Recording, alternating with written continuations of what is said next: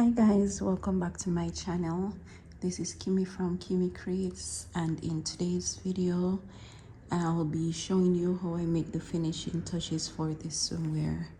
Now I made this swimwear a couple days ago for my daughter. She's actually 8 months old, and I had made it for us to go on vacation.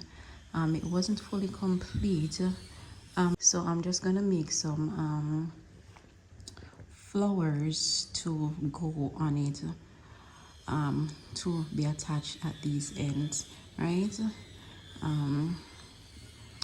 So this is the size hook that I use. It's a 3-point. Let me get this to focus. 3.0 millimeter hook, and also I'll be using these gems, right?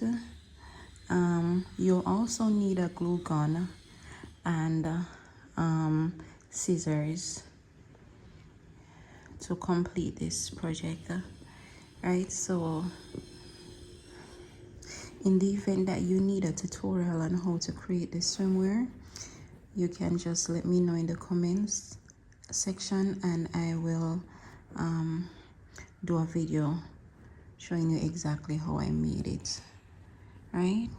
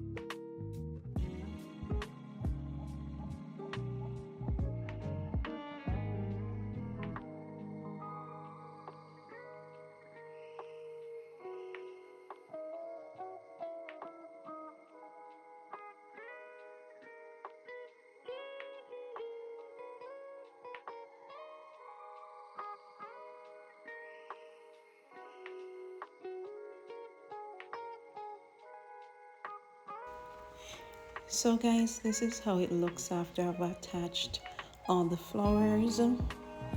Let me know in the comment section if you like it, and also let me know if you would like for me to do an entire tutorial on this swimwear. Don't forget to like, comment, share, and subscribe. Turn on your post notification bell so you'll be notified whenever I drop a video.